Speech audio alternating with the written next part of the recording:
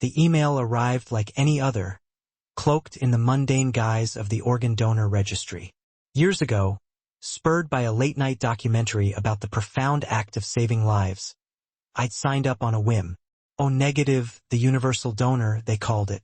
The registry practically salivated over people like me. Over time, the emails trickled in, periodic reminders and requests. Your blood type is in demand. Consider donating platelets. Standard fare. But this email hummed with a different energy. Dear Miss Harper, it began. *, we are contacting you regarding an unusual genetic match that has surfaced in our system. Your donor profile exhibits remarkable similarities to a deceased donor from 3 years ago. This is an exceedingly rare occurrence, one of significant medical import. Please contact us at your earliest convenience to discuss this anomaly. I sat frozen in my tiny Seattle apartment, the glow of my laptop screen illuminating my confusion. A genetic echo of someone dead? It defied logic unless there was a familial link. But the truth of my adoption hung in the air between the words. I was a foundling, a child of the system. My birth family remained a blank slate, an unwritten chapter. I'd bounced through foster homes, aging out at 18, adrift in the world. Now, the notion of biological kin, even departed, stirred an unexpected ache, a phantom limb of belonging. I dialed the number without hesitation. Donor registry. This is Patricia. Hi, I received an email about a genetic match. My name is Emma Harper. Oh, Miss Harper, yes. One moment, please. I need to transfer you to Dr. Reeves. This is a sensitive matter. Great, I thought, the phrase dripping with sarcasm. 2 more transfers later, I finally connected with Dr. Reeves, his voice a curious blend of excitement and apprehension. Miss Harper, thank you for your promptness. Before we proceed, I need to ask some questions. Are you familiar with your biological family history? No, doctor. I was abandoned as an infant and raised in foster care. I have no knowledge of my birth parents. I understand. And you are currently 28 years old. Is that correct? Yes, Dr. Reeves. What is this about? The email mentioned a match with someone deceased. The match is with Sophia Moretti. She passed away 3 years ago due to complications from a genetic heart condition. But here's the truly extraordinary part. Your genetic markers are so strikingly similar to hers, it suggests a sibling relationship, possibly even a twinship, although the age disparity makes that less probable. She was 32 at the time of her death. The room tilted, the familiar angles of my cramped apartment suddenly alien. A sister? A twin, perhaps? The idea was a bomb detonating in the quiet landscape of my life. How is that possible? I thought the registry only matched blood types. Ordinarily, that is the case. However, Mrs. Moretti's family generously donated her profile to medical research. When your updated genetic data was entered last month, you participated in that ancestry DNA study, correct? Yes. Our system flagged the match. The level of similarity is unprecedented. You share 47% of your DNA with her. That's a full sibling level. I have a sister. The words felt foreign, tasted strange on my tongue. Had a sister. Why wasn't I informed? Why wasn't I contacted when she was alive? The registry doesn't typically cross-reference for familial connections unless a medical imperative exists. But Mrs. Moretti's widower has been funding extensive research into her genetic condition, hoping to gain a deeper understanding and potentially prevent it in others. When your profile surfaced, exhibiting such a close match, Dr. Reeves paused, the silence crackling with unspoken implications. Ms. Harper, he's requested to meet with you. He hopes to understand how this is possible, why you exist in the system, yet were never part of his wife's known family. Her widower wants to meet *me. Yes, his name is Dante Moretti. He has been exceedingly generous with the research funding, and he is quite insistent on meeting you at the earliest opportunity. He believes you may hold answers about his wife's past. I don't have answers. I know nothing. Nevertheless, he wishes to speak with you. I can provide his contact information if you are amenable. I should have declined. Should have erected a wall between myself and this stranger, this grieving husband and his dead wife who might have been my sister. But the allure of knowledge, the desperate hunger to understand my origins, proved too strong to resist. Give me his number. I called Dante Moretti that evening, my hands trembling slightly as the phone rang. A man answered on the second ring, his voice a deep baritone, cultured and laced with a subtle Italian accent. This is Dante. Mr. Moretti, this is Emma Harper. The organ donor registry said you wish to speak with me about your wife's genetic match. Where are you? He cut me off, his tone urgent. What city? Seattle. Why? I'm sending a plane. You'll be in New York by morning. We need to talk in person. Wait, I can't simply drop everything and fly to New York. I'll compensate you for any lost wages. I'll cover all expenses. But I need to see you. I need to understand how you're connected to Sophia. His voice faltered, cracking almost imperceptibly on her name. Please. She was my entire world, and I've spent 3 years grappling with unanswered questions about her past. You might have answers. Mr. Moretti, I don't know anything about your wife. I was in foster care my whole childhood. I have no family history.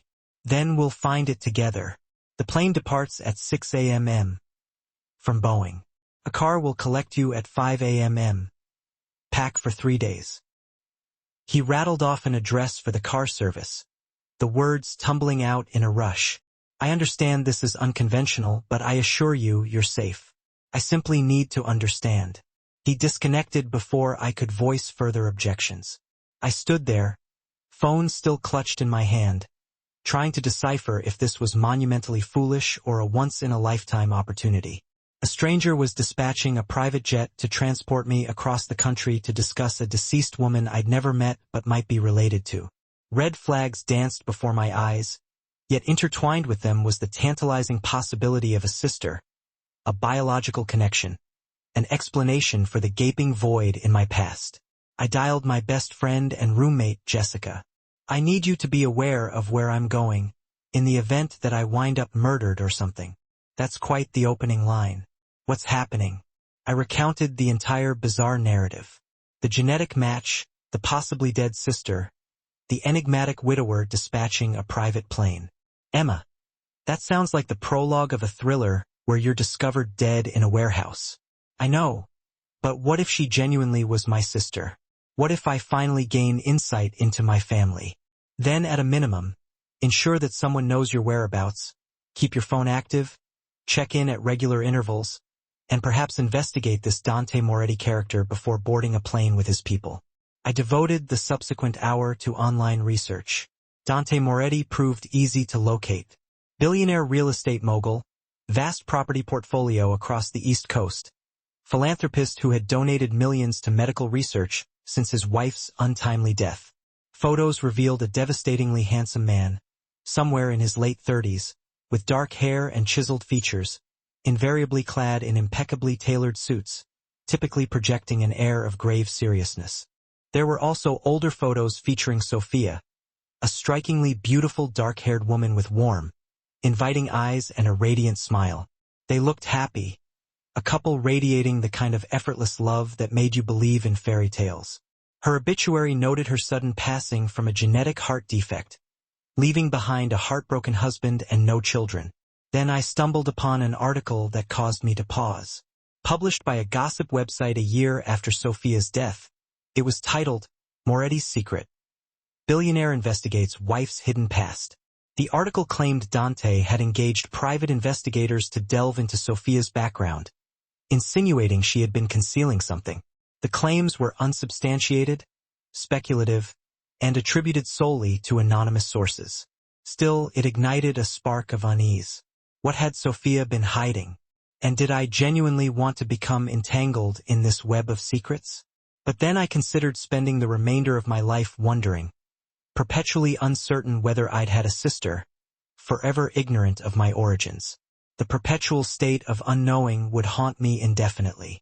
At 4:30 a.m., I was showered, packed, and standing vigil when a black town car silently materialized outside my building. The driver was efficient and reserved, taking my bag and opening the door without making eye contact. The plane was compact but luxurious, clearly a private aircraft, with plush leather seating and a flight attendant who offered me a selection of breakfast items and champagne. "I'm fine with coffee," I demurred, too anxious to eat. Throughout the 5-hour flight, I tried to sleep but found myself unable to. My mind raced with possibilities and anxieties. What if Sophia genuinely had been my sister? Why had we been separated? Why had neither of us ever been informed of the other's existence? We touched down at a private airfield on the outskirts of New York City, where another car awaited. This time the driver spoke. "Mr. Moretti is waiting at his residence. Will arrive in approximately 40 minutes. The residence turned out to be a sprawling penthouse in Tribeca, the kind of place that probably cost more than I'd earn in 10 lifetimes. Building security escorted me upstairs, my palms damp with a mixture of anticipation and dread as we ascended in a private elevator to the top floor. The doors opened directly into the penthouse, and I found myself in a space that was undeniably elegant, yet somehow sterile. Modern furniture, museum-worthy art, floor-to-ceiling windows offering breathtaking panoramic views of Manhattan. And standing by those windows, gazing out at the cityscape, was Dante Moretti. He turned as he heard me enter, and my breath caught in my throat. Photographs hadn't done him justice. He was tall, powerfully built, with raven hair and olive skin. But it was his eyes that captivated me. Dark and intense, currently fixed on me with an expression that was a complex blend of curiosity, suspicion, and something else I couldn't quite name. "Emma Harper." He moved toward me, his gait deliberate and controlled, as though he were always conscious of his physical presence, always in command. "Thank you for coming. You didn't really offer me much of a choice, sending a plane. I could have just sent the pilots. The fact that you got on it was your choice." He paused a few feet away, studying me intently. "You look nothing like her. Sophia had dark hair, darker skin. You're fair, blonde. I dye it. My natural color is dark brown." I pulled out my phone, displaying a photo from 2 years ago when I'd briefly reverted to my natural shade. "See?" His expression flickered, a shadow of pain passing across his features. "The shape of your face, your eyes, even your mannerisms, the way you tilt your head when you talk, is exactly like her." "Mr. Moretti, Dante, please." He gestured toward a seating area. "Can I offer you something? Coffee? Water? Answers?" "I'd like answers." I sat, perching on the edge of an obscenely expensive leather sofa. He poured 2 glasses of water from a crystal pitcher, handing me one before settling across from me. "I'll tell you everything I know. But first, I need you to understand something about Sophia. She wasn't secretive exactly, private. She never spoke of her childhood, her family, her life before we met. I assumed she was simply someone who preferred to live in the present. But after she died, you started investigating." He looked taken aback. "You researched me?" I raised an eyebrow. "Of course I did. A stranger sends a private plane. I'm going to Google him." I took a sip of water. "The article stated you hired investigators." "I did, because after Sophia died, I discovered discrepancies. Her birth certificate didn't align with her social security records. The hospital she claimed to be born at had no record of her. Her parents, the ones she claimed died when she was young, I couldn't locate death certificates." He leaned forward, intensity emanating from him. "My wife existed for 32 years, and I can't prove she existed before the age of 18. It's as though she appeared fully formed as an adult." "You think she was hiding something?" "I know she was. The question is, what and why? Then your profile emerges, genetically matching hers. You're 28. She was 32. You were raised in foster care. No known family. She claimed to have no known family either. The pieces fit together too neatly to be a coincidence. You think we were separated, that someone gave us up, split us apart. I think something occurred that compelled someone to erase Sophia's past, and you're part of that past."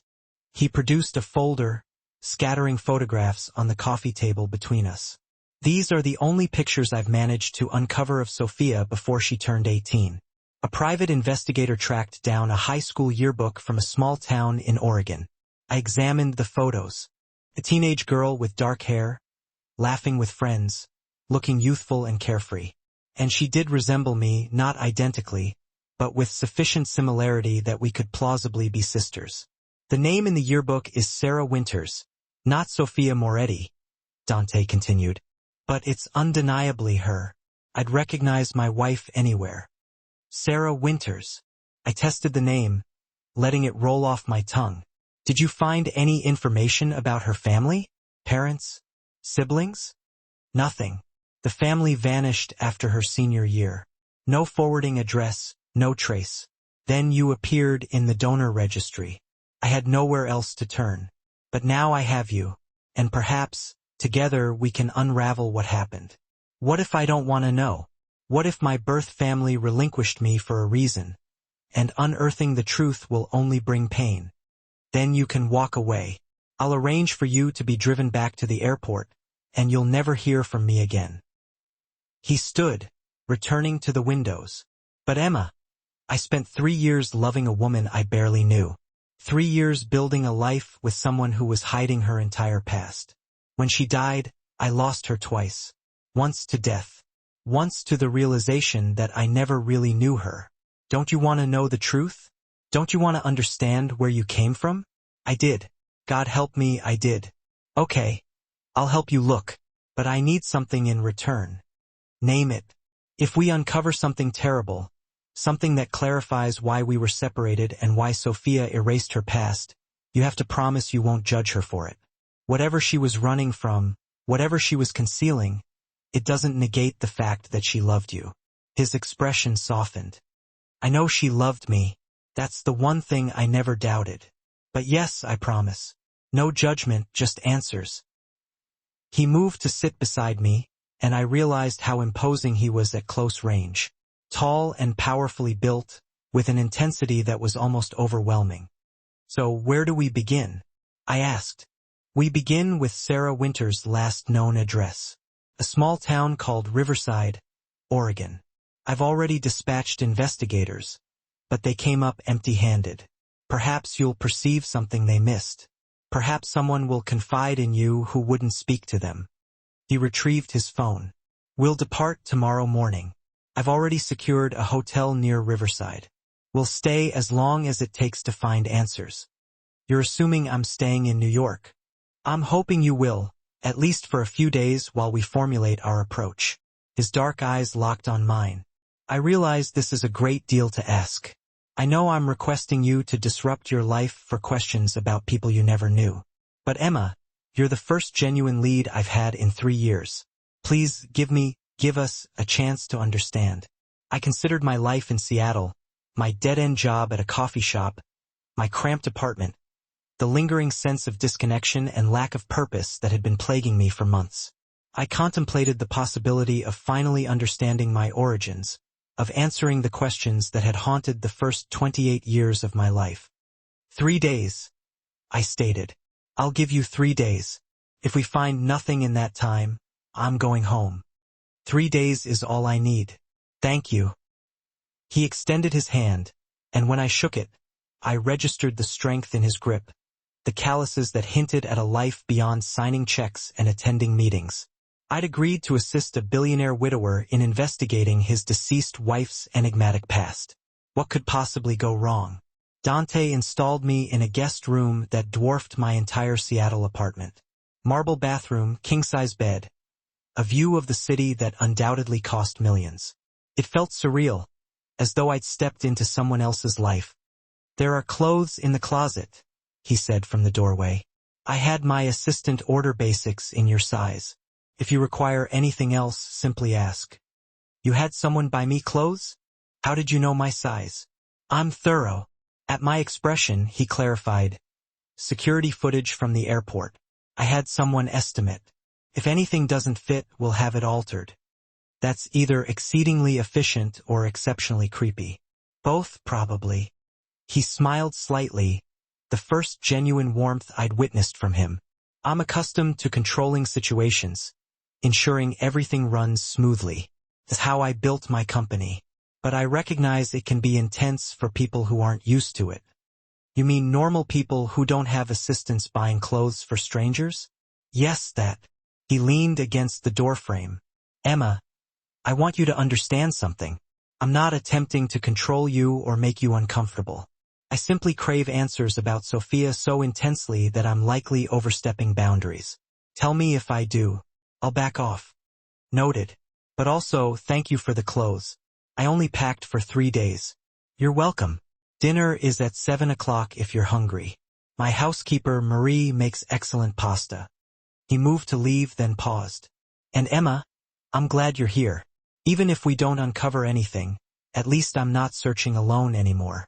After he departed, I explored the room, discovering the closet brimming with expensive basics. Jeans that likely cost more than my monthly rent, soft sweaters, even shoes in my exact size. Everything fit flawlessly. It should have felt thoughtful. Instead, it felt like being a doll, being dressed by someone who could afford to outfit strangers on a whim. I changed into leggings and a sweater, then dedicated the afternoon to researching Riverside, Oregon. It was tiny, a population of under 5,000, its economy centered around logging and small farms, the kind of town where everyone knew everyone. Meaning, if Sarah Winters had lived there, someone would remember. At 7 p.m.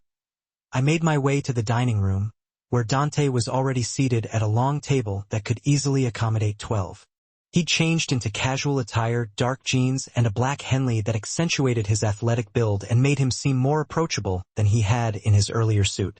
Marie outdid herself, he said as the housekeeper appeared with plates of homemade ravioli in a sage butter sauce. She's been feeding me since Sophia died, making sure I don't forget to eat.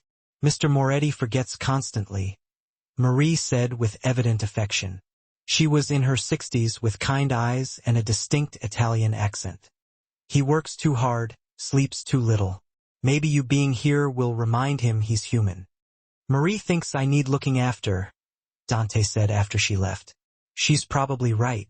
We ate in surprisingly comfortable silence for a few minutes before I finally asked, "What was Sophia like?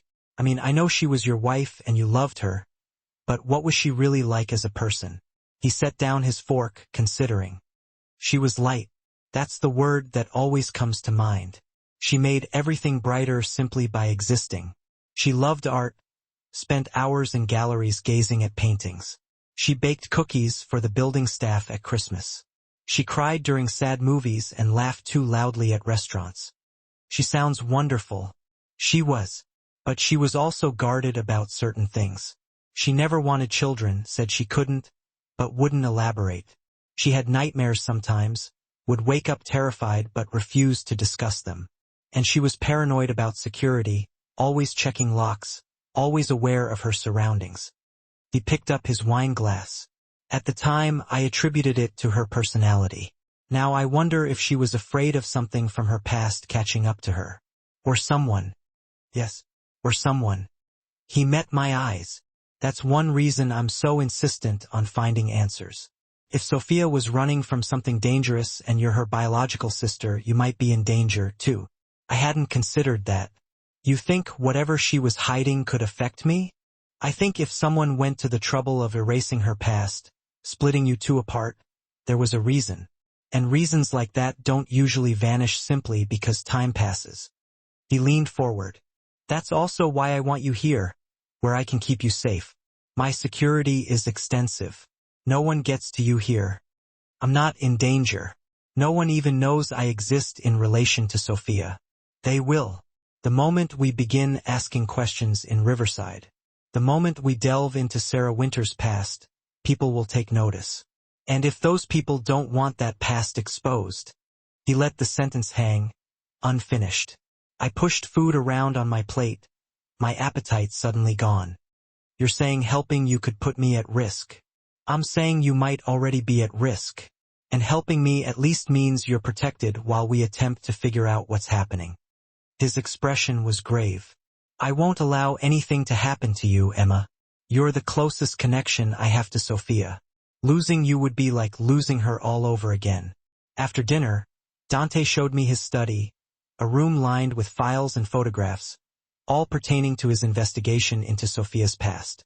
It was obsessive, thorough, and slightly heartbreaking to witness the extent of his efforts to understand the woman he'd married.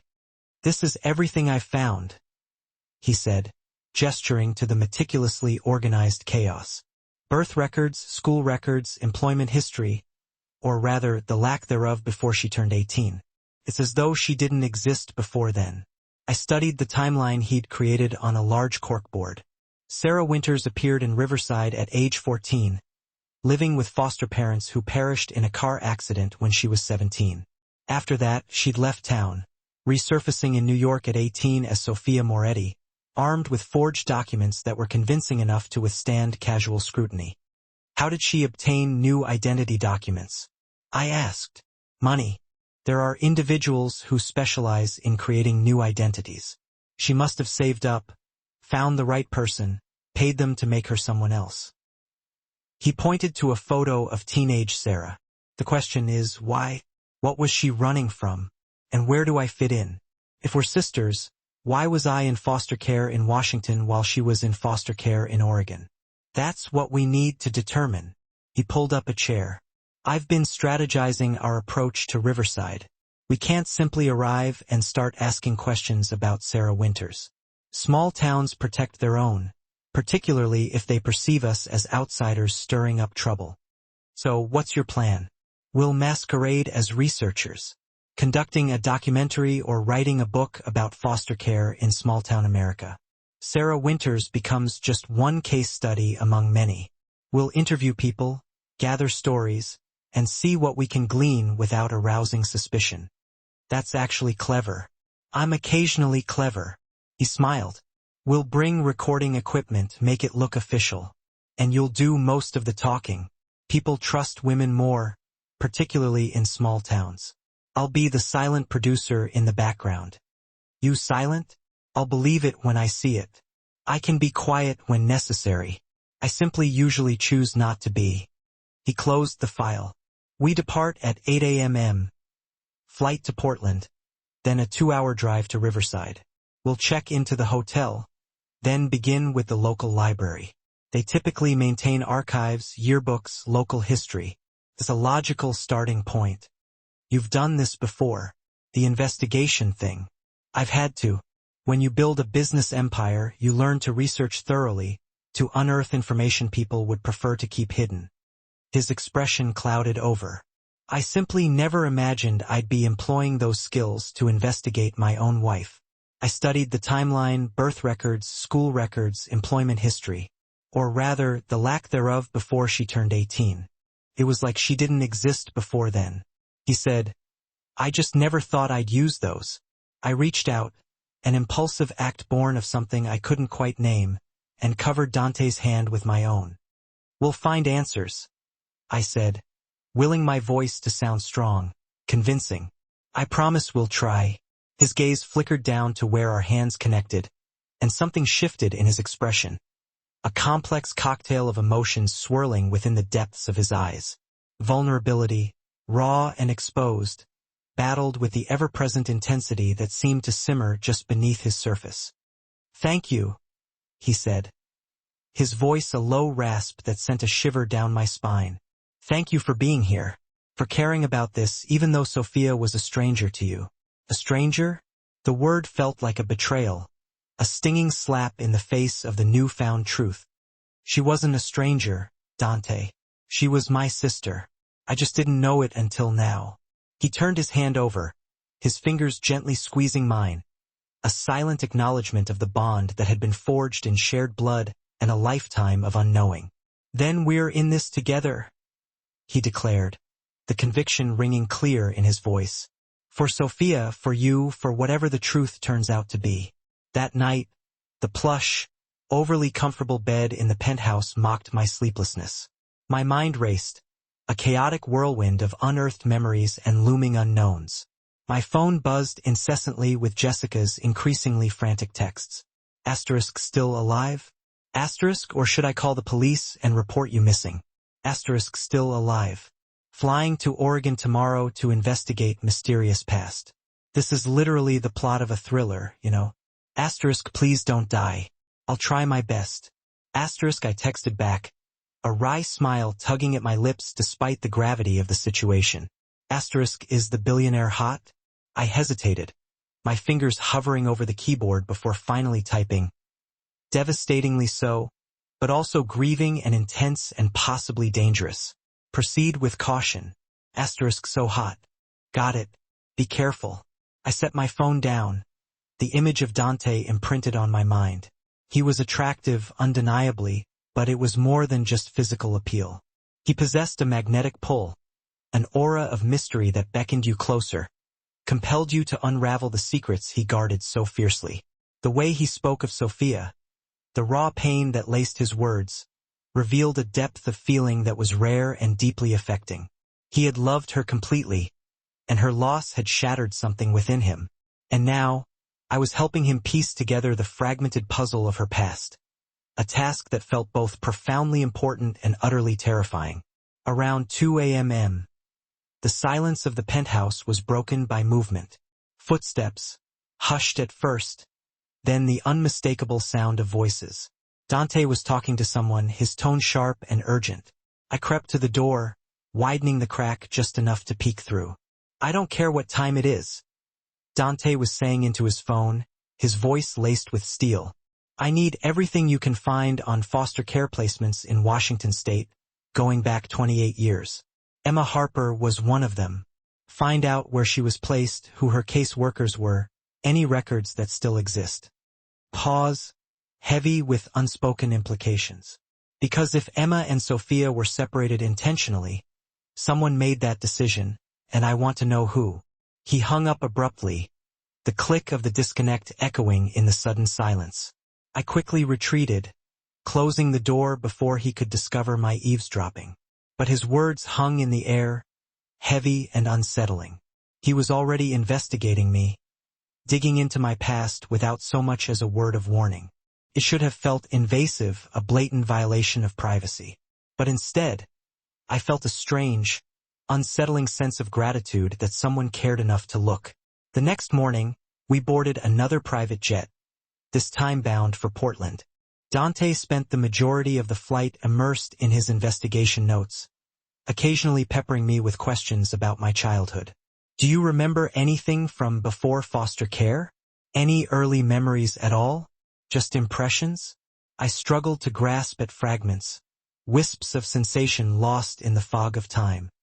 Being cold, I said, my voice barely a whisper. Being hungry, social workers coming to take me away from somewhere. I shrugged, the futility of the effort weighing heavily on me. I was 2 when I entered the system, Dante.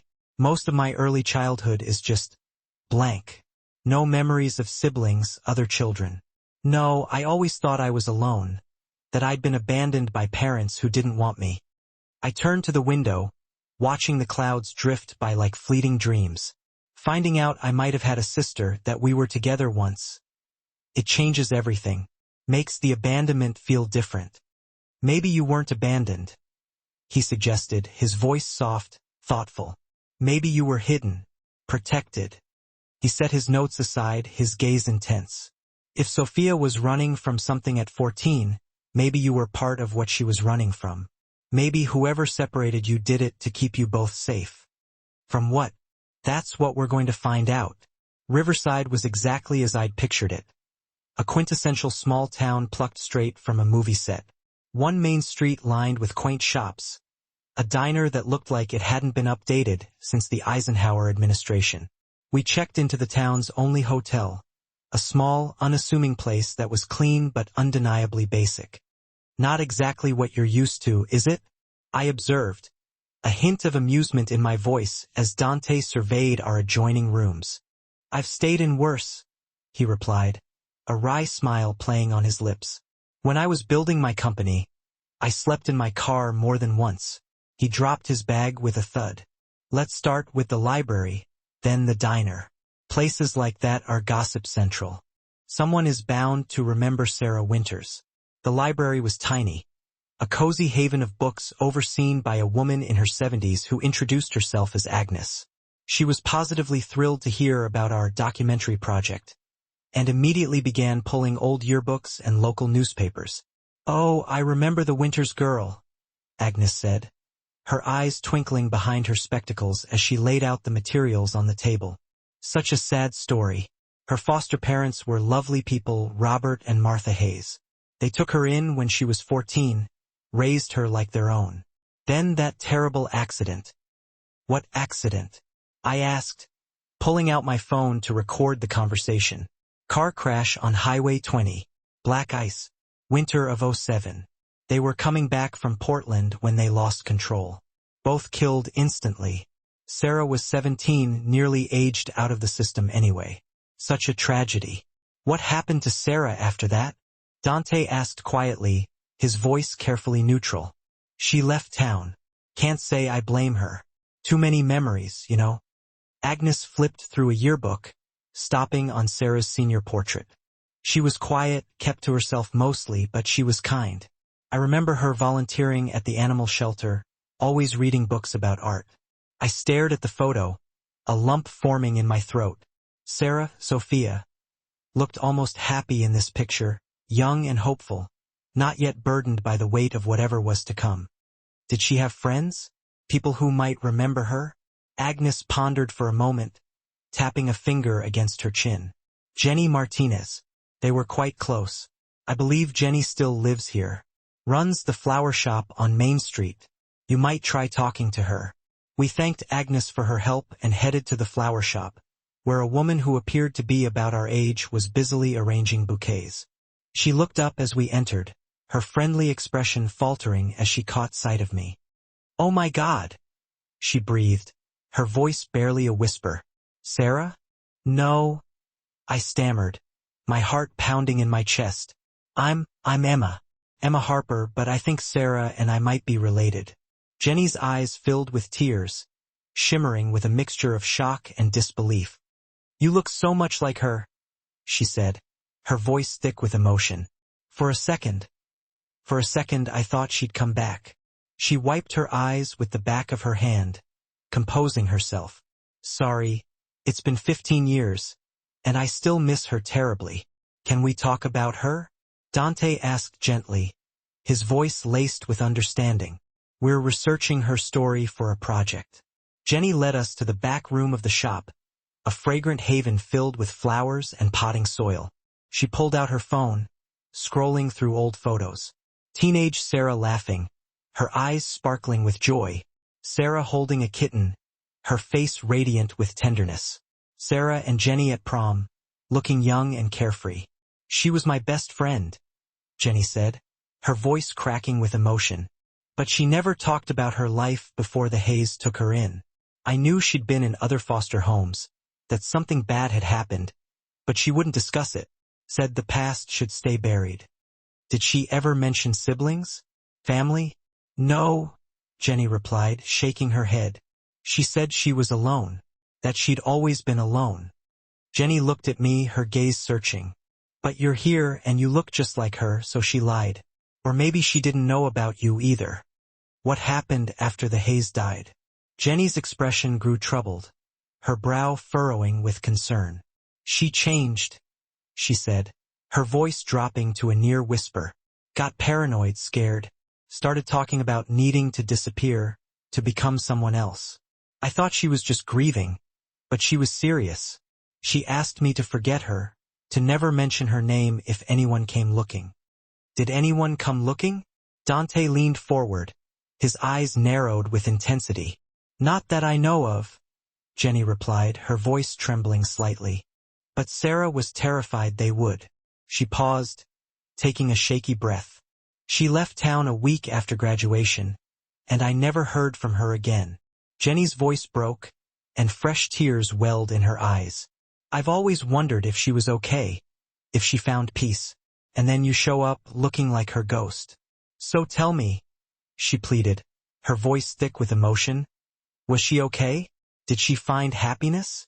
Dante's expression softened, his eyes filled with a gentle compassion.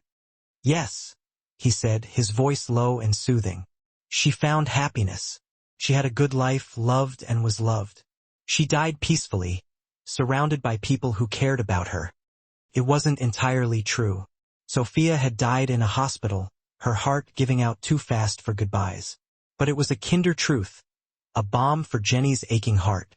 Jenny wept openly, and I reached out, taking her hand in mine, feeling the weight of Sophia's absence, the gaping hole she had left in the lives of those who had known and loved her. "One more question," I said, my voice trembling slightly. "Did Sarah ever mention where she was before the haze? What foster home she came from?" Jenny hesitated, her brow furrowed in thought. "She mentioned a place once," she said slowly. "Called it the House in the Woods. Said it was in Washington somewhere, near the coast. But she wouldn't give details. Just said it was bad. Really bad." Jenny met my gaze, her eyes filled with concern. "If you're her sister, if you were there too, maybe you should leave it buried like she did. But I couldn't. Not now. Not when we were this close to understanding." We left Jenny with our contact information and headed back to the hotel. Dante immediately got on the phone, speaking to his investigators, requesting searches for foster homes in coastal Washington, places that might have housed both Sarah and me. "We're getting closer," he said after hanging up, his voice filled with a mixture of anticipation and dread. "I can feel it." "Closer to what?" I asked, my stomach churning with a growing sense of unease. "What if we don't like what we find?" "Then at least we'll know the truth," he replied, his gaze unwavering. "Isn't that better than wondering forever?" I wasn't sure it was, but it was too late to turn back now. Dante's investigator called back while we were having dinner at the local diner. I watched his expression change as he listened, going from interested to grim to something darker that made my stomach clench. He ended the call and set down his phone carefully, as if it might explode. "They found it," he said, his voice tight with suppressed emotion. "The House in the Woods. A foster home run by a couple named Richard and Susan Chin. Licensed from 1994 to 1998, then abruptly shut down by the state." "Why was it shut down?" "Investigation into abuse allegations. The records are sealed, but my investigator has connections." He pulled up an email on his phone, his face etched with a mixture of anger and sorrow. "Emma, you were placed there at 6 months old. Sarah arrived 2 years later at age 4. You were both there until the state removed all the children in 1998. My hands began to tremble, and I gripped the edge of the table for support. "I was there for 2 years with her," Dante continued, his voice softening with compassion. "Until you were 2.5. Then you were separated. You to a different foster home in Seattle, Sarah to another home in Portland.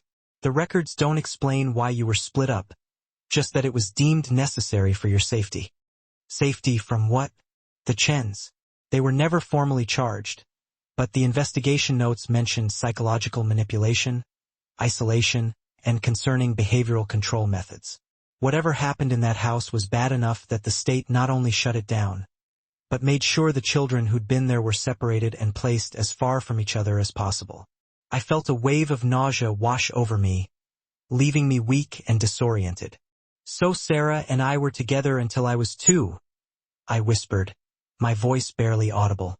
"She would have been 4, old enough to remember." "Yes," Dante replied, his voice gentle, "which might explain why she erased her past so thoroughly. She was protecting herself from those memories." Dante reached across the table, taking my hand in his. "Emma, I understand if you want to stop here. We know now why you were separated, why Sophia changed her identity. We don't need to dig deeper into what actually happened." "No," I said, my voice steadier than I felt. "I need to know. If I lived through something terrible, even if I don't remember it, I deserve to know what it was. And maybe understanding will help me understand why I am the way I am." "What do you mean?" I'd never told anyone this, not even my therapist. "I have nightmares sometimes," I confessed, my voice barely a whisper. "Always the same one. Being in a dark place, hearing screaming, feeling terror, but not knowing why. My therapist says it's probably early childhood trauma manifesting. But I've never known what trauma." I looked at Dante, my eyes pleading for understanding. "Now I do. Dante's hand tightened on mine, his gaze unwavering. "We'll find out what happened," he said, his voice filled with a fierce determination. "But we do it carefully, and the moment it becomes too much, we stop. Your mental health is more important than my need for answers." "What if I need the answers, too?" I countered, my voice trembling slightly. "What if not knowing is worse than knowing? Then we'll face it together." The next morning, we drove to the coast of Washington, to a small town called Hollow Creek, where the Chun foster home had been located. The town was even smaller than Riverside, more isolated, with thick forest pressing in from all sides. "The house is still standing," Dante said, reading from his phone as he drove. "Abandoned since 1998. The property's been in legal limbo. The state seized it but never sold it. My investigator got us permission to walk through." He glanced at me, his expression filled with concern. "If you think you can handle it." "I can handle it," I lied. The house sat at the end of a long, dirt road, surrounded by towering pines that blocked out most of the sunlight. It was a large Victorian structure that must have been beautiful once but now sagged with neglect. Peeling paint, broken windows, a porch that looked ready to collapse. "This is where I lived for 2 years," I whispered as we parked, my voice barely audible. "We don't have to go in." "Yes, we do." The front door was unlocked, hanging crooked on broken hinges. Inside, the house smelled of mold and decay. Dust covered everything, and there was evidence of animals having nested in corners. But beneath the neglect, you could see what it had been. A large home with multiple bedrooms, clearly designed for housing many children. "The report said there were 8 children here when it was shut down," Dante said, reading from his phone. "All removed the same day in what was described as an emergency extraction." We moved through the rooms slowly, our footsteps echoing in the oppressive silence. A kitchen with a massive table where the children must have eaten together. A living room with a fireplace and water-stained walls. Upstairs, a long hallway of small bedrooms, each barely big enough for a twin bed. Which one was mine? I wondered aloud, my voice lost in the cavernous space.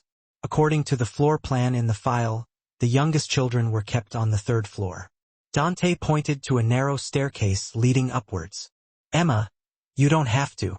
But I was already climbing, drawn by something I couldn't explain, an irresistible force pulling me towards the unknown.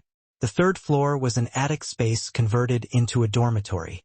For cribs lined the walls, small windows that barely let in light. And on one wall someone had painted a mural. I stopped, staring at it, transfixed. A garden full of flowers, bright and cheerful, completely at odds with the dark space. And in the corner, painted in a child's hand, the words "For Emma and the babies. Love, Sarah." She painted this. I breathed, my voice thick with emotion. For me when she was 4 years old. Dante stood beside me, his expression soft and filled with tenderness. "She tried to make it better for you," he said, his voice gentle. "Even then, even at that age, she was protecting you." I reached out, tracing the painted flowers with my fingertips. And suddenly, I was crying, tears streaming down my face. A torrent of grief and loss I could no longer contain. For the sister I'd never known. For the childhood we'd both lost. For the love she'd tried to give me in the only way she could.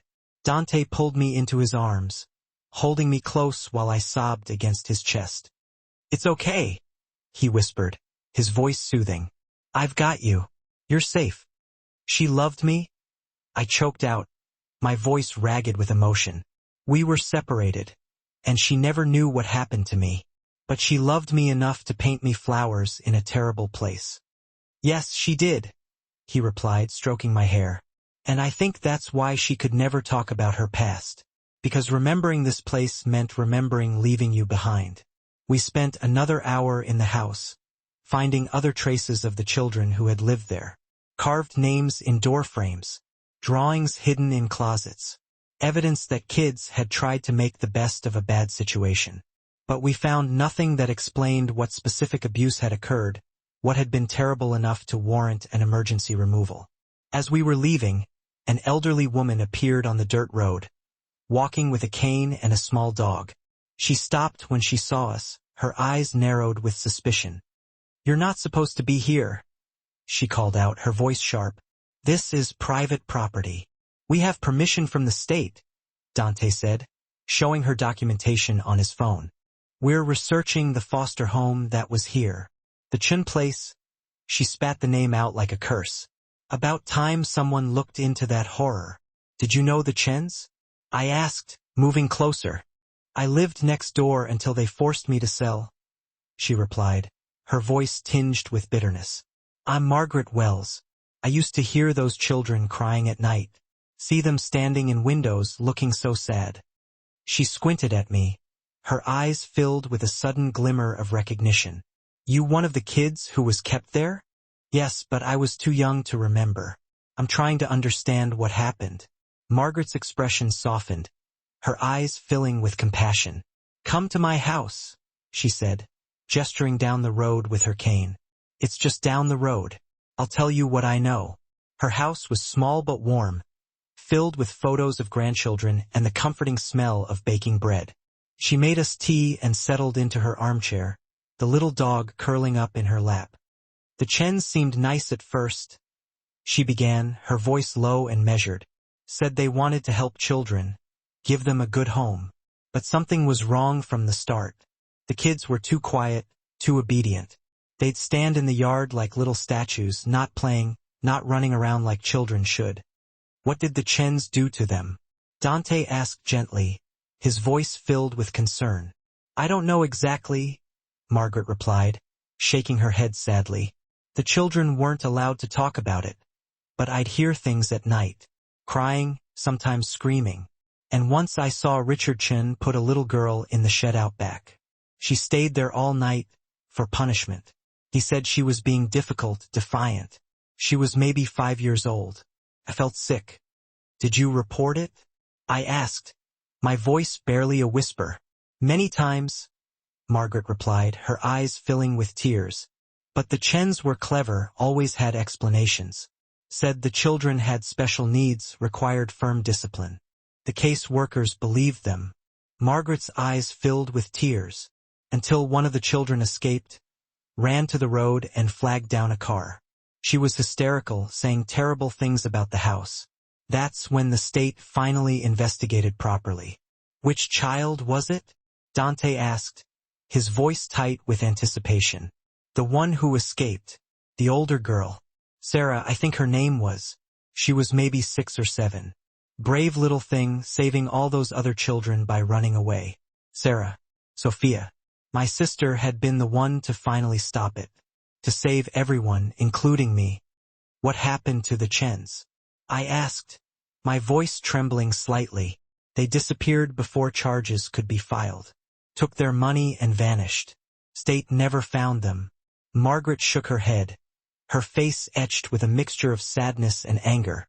"Those poor children, all scattered to different homes, told to forget what happened. But you can't forget trauma like that. It stays with you." After we left Margaret's house, I sat in the car, unable to speak, processing everything. Dante drove in silence, giving me space, occasionally glancing over with concern. "I need you to understand something," he finally said as we neared Seattle, his voice gentle but firm. "What happened to you and Sophia? It wasn't your fault. You were babies, children with no power. The adults who should have protected you failed. But you survived.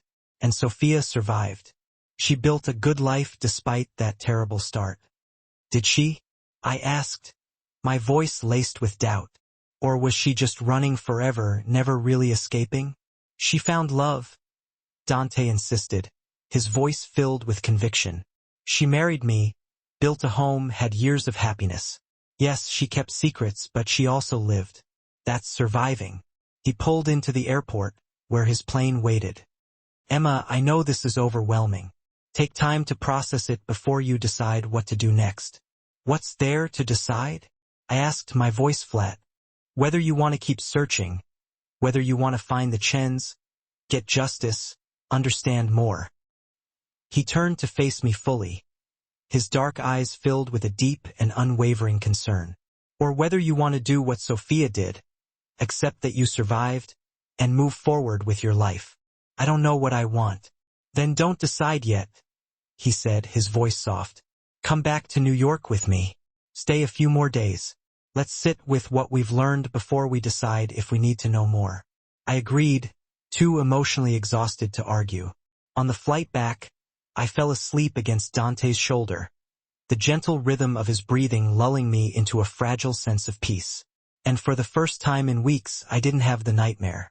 Maybe because I finally understood where it came from. Or maybe because I finally wasn't alone with it. When we arrived back at his penthouse, it was late. Marie had left food in the refrigerator, but neither of us was hungry.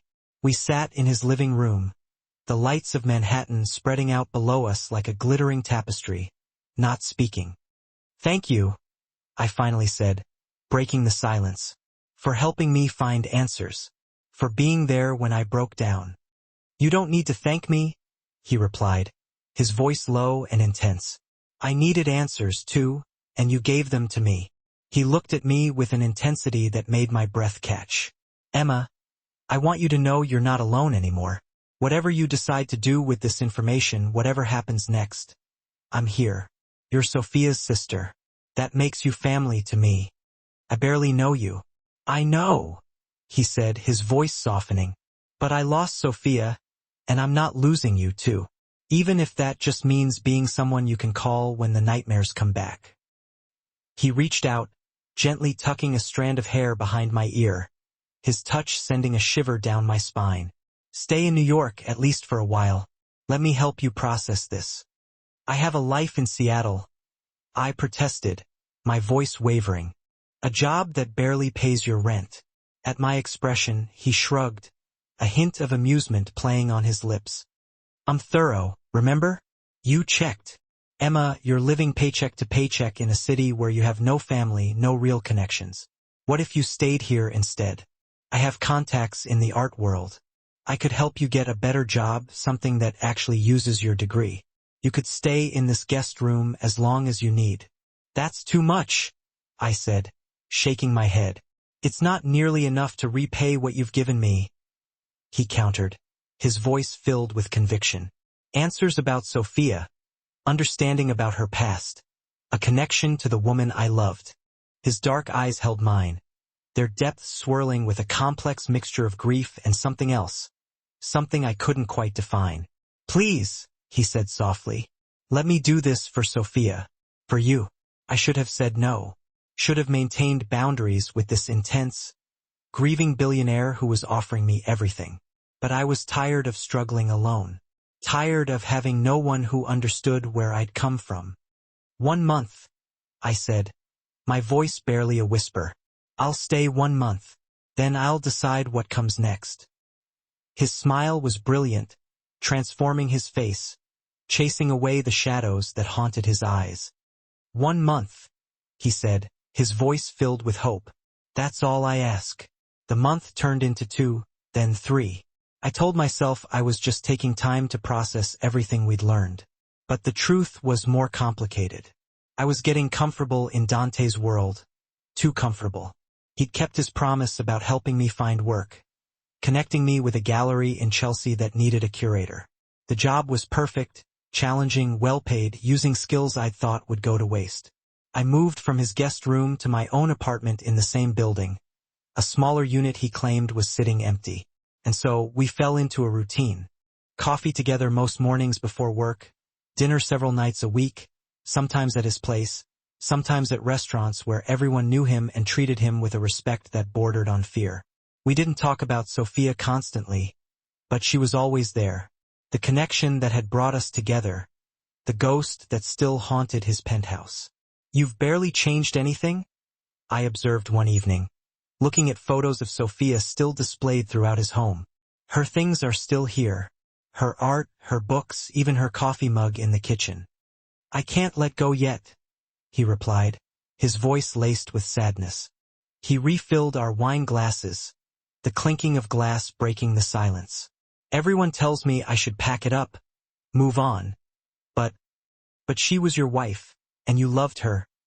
I finished, my voice soft with understanding. You don't have to rush grief to make other people comfortable. I picked up a photo of them at their wedding, both so happy, so unaware of how little time they'd have together. Can I ask you something? I said, turning to face him. Did you ever suspect that she was hiding something? Sometimes, he admitted, his voice low. He sat beside me on the sofa, his gaze distant, lost in memories. She'd have episodes where she'd become distant, unreachable. I'd find her crying, and she'd say it was nothing, just old memories. I thought she meant dead parents, not... He gestured vaguely, his words trailing off into the silence. Not all of that. She was protecting you, I said, my voice gentle. From her past, from the darkness she'd survived. I wish she'd trusted me with it. I would have understood. I understood. I would have loved her regardless. The admission cracked his voice, a raw, vulnerable sound. I would have loved her anyway, Emma. Maybe even more, knowing what she'd overcome. And she knew that, I think. I truly believe that's why she chose to marry me. I set the framed photograph back on the desk, the cool glass a stark contrast to the sudden heat in my palms. Dante, can I ask you something personal? Anything at all. His gaze was unwavering, intense. Why am I really here? Why are you keeping me around? Is it solely about Sophia, or is there something else? He fell silent, the air thick with unspoken emotions. For a long moment, he simply swirled the wine in his glass, the ruby liquid catching the light. At first it was about Sophia. You were my last tether to her, my only way of understanding the woman I had vowed to spend my life with. But Emma, he paused, his voice softening, these past months, you've become so much more than just Sophia's sister. You're my friend, someone I trust implicitly, someone I can actually truly talk to, about things I can't discuss with anyone else in the world. He took a breath, steeling himself. Things like, how sometimes I still expect her to walk through that door, how I'm angry at her for dying, for keeping secrets, for leaving me with so many unanswered questions, how incredibly guilty I feel for even daring to be angry at a dead woman. His eyes locked onto mine, conveying a depth of emotion that words alone couldn't capture. Do you understand? Because you lost her too, even though you never truly knew her. We're both grieving a stranger, but in different ways. That's very honest. I'm always honest with you, Emma. It's one of the few things I feel I can actually control in this entire, insane situation. He shifted closer, bridging the small gap between us. Emma, there's something else. Something I need to tell you about why I've been researching Sophia's past so obsessively. He hesitated, then corrected himself. I told myself it was for answers, and it was partly, but... He pulled out his phone, tapping the screen. 2 months before Sophia died, Sophia set up a trust fund. A significant amount of money, specifically earmarked for a biological family member, should one ever be found. Her lawyer contacted me just a few weeks ago, after your donor profile resulted in a genetic match. He held out the phone, displaying the email. The money is yours, Emma, if you want it. I stared at the numbers, the zeros blurring before my eyes. Enough to pay off my student loans, my mother's medical bills, and never worry about the rent again. Enough money to change my life completely. She left this for me? But she didn't even know I existed. She knew someone might exist. Someone from her past. Someone she'd been separated from. She wanted them taken care of if they ever appeared. His expression was unreadable. A complex mix of sorrow and something else I couldn't quite decipher. That's when I truly realized just how much her past haunted her. She couldn't talk about it, couldn't face it, but she was meticulously preparing for the very real possibility that some part of it might resurface. I don't want the money. The words felt hollow, inadequate. It feels wrong. It's yours, Emma. Sophia wanted you to have it. He paused, his gaze intensifying. But there's something else in the trust documents. A letter. A sealed letter, specifically to be opened only by the biological family member, should they ever be found. He reached into his desk drawer, pulling out a cream-colored envelope. I haven't read it. It's addressed to someone named Emma. My hands began to tremble as I reached out to take the envelope. My name, scrawled in Sophia's elegant handwriting. She'd known my name, even though we'd been separated for 26 years. With agonizing care, I opened the envelope, pulling out several pages covered in her distinct script. Dear Emma, it began. Asterisk, if you're reading this, it means I'm gone, and that you've been found. There hasn't been a single day in the past 28 years that I haven't thought about you. I've wondered what happened to you, if you were safe, if you even remembered me. In truth, I hope you don't remember. I hope you were too young to carry the weight of that place. Asterisk, I'm so sorry I never searched for you. The truth is, I was terrified. I was afraid that finding you would somehow lead them back to you. That I'd bring darkness to whatever light you'd found. Asterisk, the Chens destroyed so much, and I couldn't risk them destroying you too. But I never forgot. I painted gardens for you in that terrible attic. Emma. Remember? I sang you lullabies when you cried. I promised you I'd come back for you, even though I was only 4 years old and had no real power to keep that promise. Asterisk, when the state took us away, separated us, I screamed for you until they sedated me. You were my baby sister, and losing you was like losing the only good thing in that hell. I hope you've had a beautiful life, Emma. I hope someone loved you the way you deserve to be loved. I hope you're reading this as a happy, healthy adult who doesn't need my money or my apologies. Asterisk, but if you're not, if you're struggling or lost or carrying scars from that place, please use this money to heal. Build the life we both should have had. And if you've met Dante, if he's the one who's shown you this letter, know that he's a good man, the best man I've ever known. He loved me despite my secrets, despite my past, despite the parts of me that were broken by what we survived. Trust him, Emma. Let him help you. You're not alone anymore. Asterisk, I love you, little sister. I've always loved you. Asterisk, Sarah. By the end of the letter, I was completely undone. Great, racking sobs tearing through me. I clutched the pages to my chest as if they were a lifeline. She knew my name. I managed to choke out through the tears. Even after everything, she remembered me. Of course she did, Dante said softly, pulling me into his arms. You were her sister, Emma, her baby. He held me tighter as I cried against him, the same way I'd cried in that abandoned house, grieving for the sister I'd lost, for the childhood we'd both survived. Emma, I'm so sorry, he whispered, his voice thick with emotion. Sorry you lost her before you even had the chance to truly meet her. Sorry you both suffered. Sorry I can't fix any of it. You're fixing it now, I said, pulling back slightly to look at him, my voice thick with tears. You're fixing it by being here, by helping me understand. And then, something shifted in the air between us. We were too close. His hands were still on my back. My fingers were gripping his shirt, clinging to him. His dark eyes searched mine, and I saw the precise moment he realized it, too. This wasn't just about Sophia anymore. It hadn't been for a while. Emma, he breathed, my name a fragile, unsteady sound on his lips, and the way he said my name, it made everything impossibly complicated. We can't, I said, the words barely audible, but I didn't move away. You're grieving, Dante, and I'm her sister. This is. I know what it is, he interrupted softly, his gaze intense. Trust me, Emma. I know all the reasons why this shouldn't happen. His hand came up to cup my face, his thumb gently brushing away a stray tear. But I can't stop thinking about you. Can't stop wanting to know everything about you, to make you smile, to take away the pain in your eyes when you think about Sophia. That's not love, Dante. That's transference.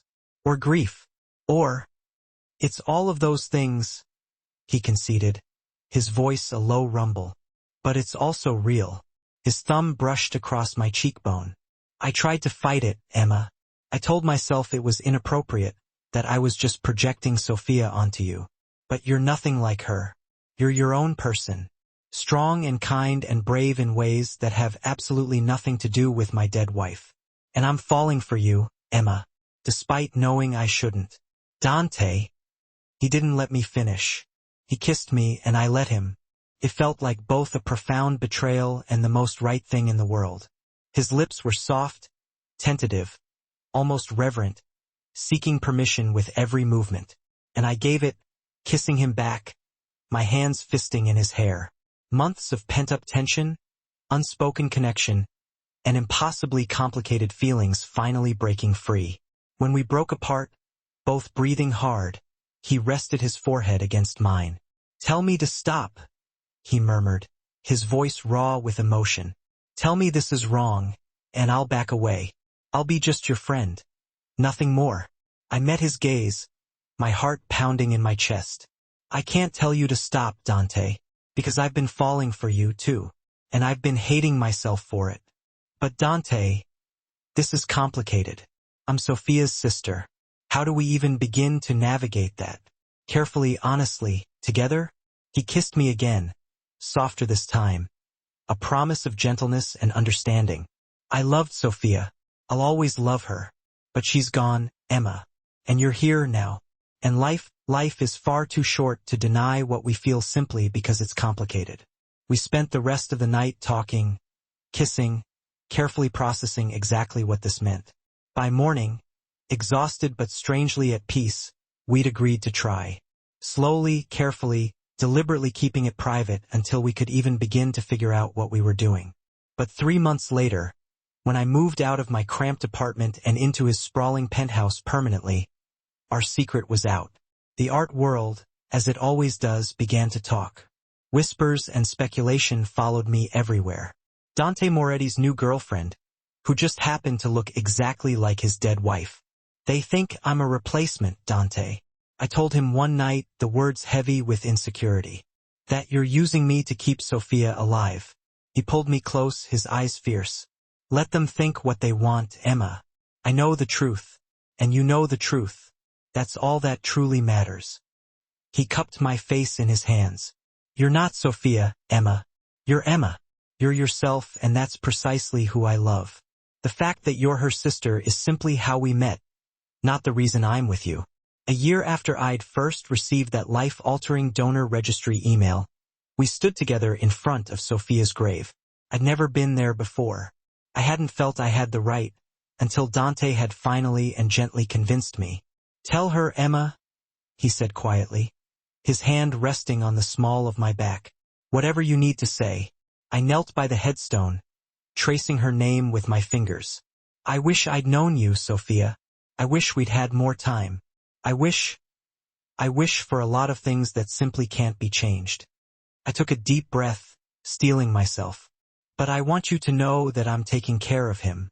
Your husband, your Dante. I'm loving him the way you loved him. And I think you'd be okay with that. I hope you would." Dante knelt beside me, placing a bouquet of lilies on the grave. "I loved you, Sophia. I'll always love you. But I'm also in love with Emma. And I think you'd understand. You told her to trust me in that letter. I'm trusting that you meant for both of us to find happiness, even if it's with each other." We stayed there for a while, both grieving and celebrating, saying goodbye and hello, all at the same time.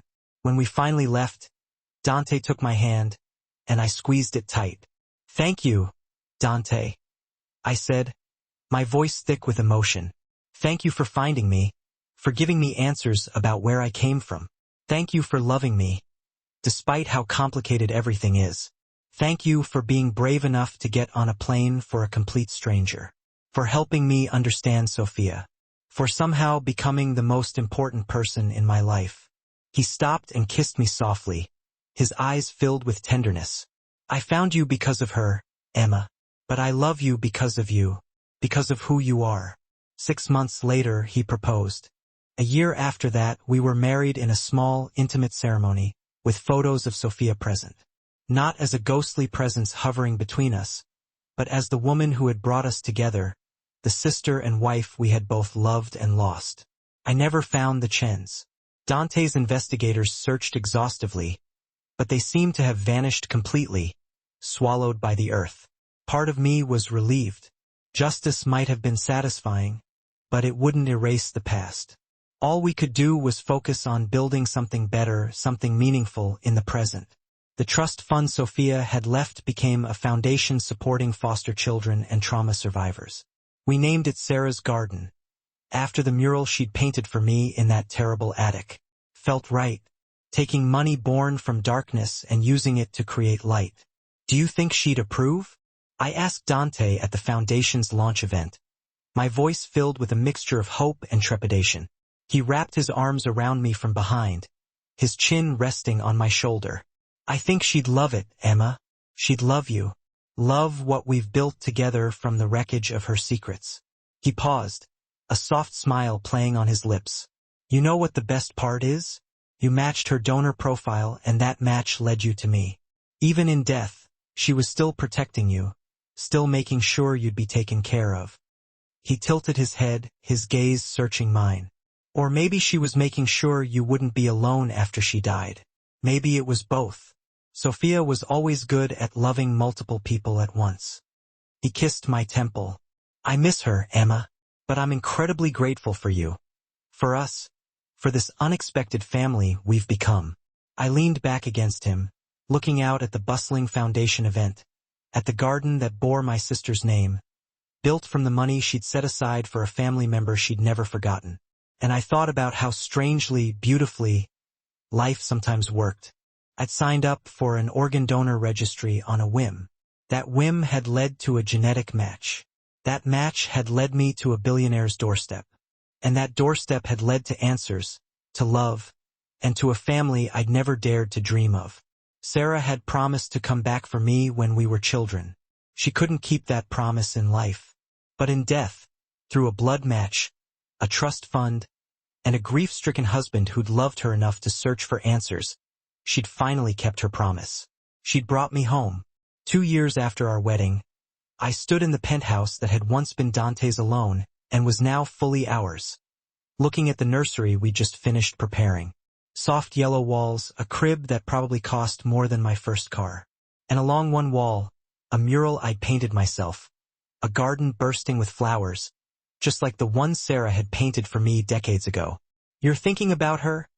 Dante said softly from the doorway, his hand resting protectively on my very pregnant belly. You always get that look in your eyes when you think about Sophia. Sarah, Dante. And here she's Sarah. I leaned back against him, drawing strength from his presence. I was just thinking how she never got to have this, Dante. A nursery, children, all the normal family things she deserved after what she survived. But she did have love, Emma. She had you. She had a home and years of happiness before the end. That's not nothing. He kissed my neck. And now she's going to have a niece. A little girl who'll know all about her brave aunt who painted gardens in dark places. You think it's a girl? I know it's a girl, Emma. I've known since the moment you told me you were pregnant. A daughter who will have her aunt's strength in her mother's heart. His arms tightened around me. Have I mentioned today how incredibly grateful I am for you? Only 3 times. You're slipping, I teased. He laughed, the sound warm and full of joy. So different from the grieving, intense man I'd first met. I'll do better tomorrow. For now, how about dinner? Marie made your favorite lasagna. We'd kept Marie on as our housekeeper, but she'd become so much more over the years, a grandmother figure, a confidant, a keeper of family traditions. She'd known Sophia, loved her dearly, and had welcomed me without reservation when I'd moved in. You're good for him, Emma, she told me early on, her eyes filled with warmth. Mr. Dante, he was drowning in his grief. You pulled him back to shore. He pulled himself back, Marie. I just held his hand. That's all anyone needs sometimes, Cara. Someone to simply hold their hand. Now, Marie fussed over me at dinner, making sure I ate enough, scolding Dante for working too hard, treating us both like children who needed managing. After she left for the evening, Dante and I curled up on the sofa, his hand resting on my belly, feeling the baby kick. Strong, he observed, his voice filled with awe. She's going to be a fighter, just like her aunt, just like her mother. He kissed me softly, his eyes filled with love. Emma, I need to tell you something about the Chens. I stiffened, the comfortable atmosphere suddenly tainted with a sense of unease. We'd stopped actively searching for them years ago, choosing instead to focus on healing and moving forward. What about them, Dante? My investigator found them, Emma. Richard Chin died 5 years ago.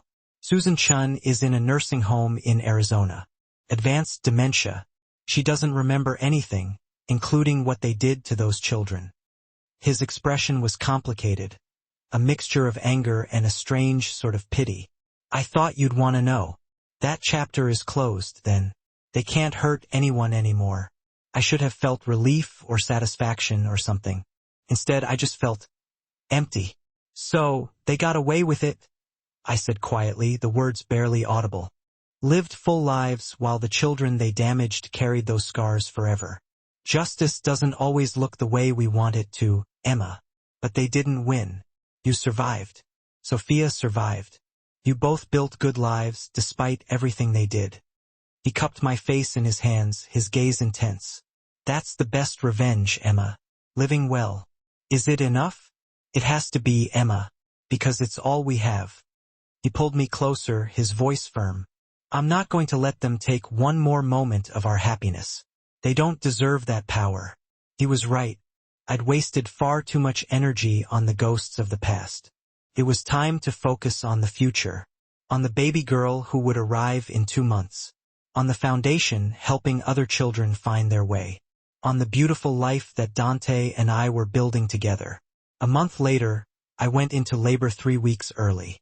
Dante drove me to the hospital with the calm efficiency of someone used to handling crises, though I could see the barely concealed panic in his eyes. You're fine, Emma. The baby's fine. Everything is fine. He kept repeating like a mantra. I know, Dante. You're the one who needs to breathe. I'm breathing. I'm perfectly calm. I squeezed his hand, trying to reassure him. You're squeezing my hand so hard my fingers are going numb. He loosened his grip immediately, his face etched with concern. Sorry, Emma. What if something goes wrong? What if I lose you the way I lost Sophia? You won't lose me, Dante. I'm not Sophia. I don't have a heart condition. I'm healthy. The baby's healthy. And in a few hours, you're going to be a father. I squeezed his hand back, willing him to believe me. Trust me. Okay? Trust that this time has a happy ending. 15 hours later, Sarah Sophia Moretti was born. 7 pounds, 2 ounces. A shock of dark hair, just like both her namesakes.